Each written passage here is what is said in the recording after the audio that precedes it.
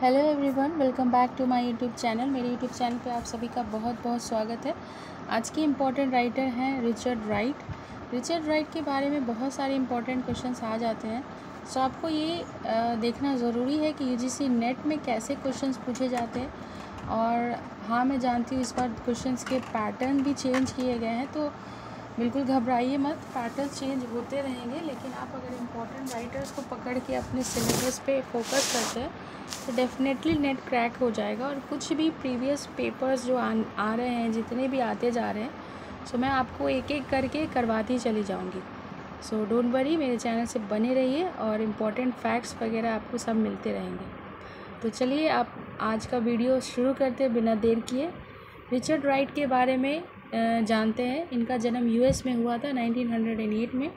ये American author है, novelist है, American author of novels, short stories, poems, and non-fictions.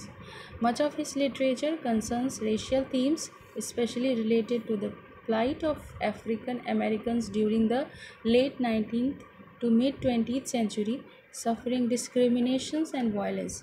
His best-known works include the novella collections Uncle Tom's Children 1938, the novel Native Son 1940, and the memoir Black Boy 1945.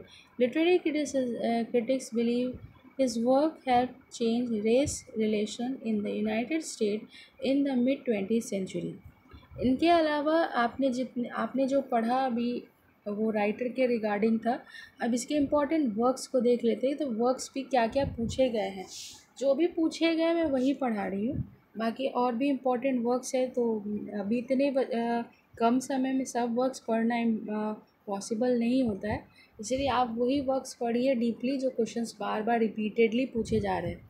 So native सन का जो publication है 1940 में हुआ था, एक novel है, इनके द्वारा लिखा गया है। It tells the story of 20-year-old Bigger Thomas, a black youth living in utter poverty in a poor area on Chicago's south side in the 1930s. Thomas accidentally kills a white woman at a time when racism is at its peak, and he pays the price for it. सो आप याद रखिएगा, इनके theme में ही वो चीज़ है जो आप अभी जितने भी वर्क्स आप देख रहे हैं ना, वो उसके थीम जो है वो रेशियल थीम पे ज़्यादा बेस्ड होते हैं। सो आप उसको याद रखिए, उसको अपने माइंड में रखिएगा, ध्यान में। इससे क्या होगा, आपका जितना क्वेश्चन है वो एग्ज़ाम में छूटेगा नहीं, क्लियर होता चला जाएगा। अमेरिकन हंगर की बात करें, 1977 में पब्लिश कराया गया है, पोस्टमसली पब्लिश कराया गया है मरने के बाद इनके। और ये ऑटोबायोग्राफिकल अमेरिकन हंगर बेस्ड है, which narrates rights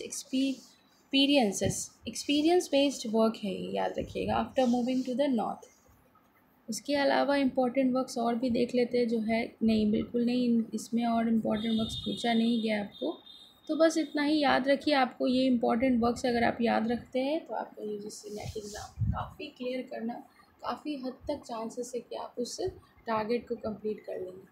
so thank you very much for watching my video. अगर मेरी वीडियो आपको अच्छी लगती है तो प्लीज़ लाइक शेयर सब्सक्राइब कर दें और बेल आइकन ज़रूर प्रेस करें, क्योंकि आने वाले अपकमिंग वीडियोस आपको टाइमली मिलते रहें।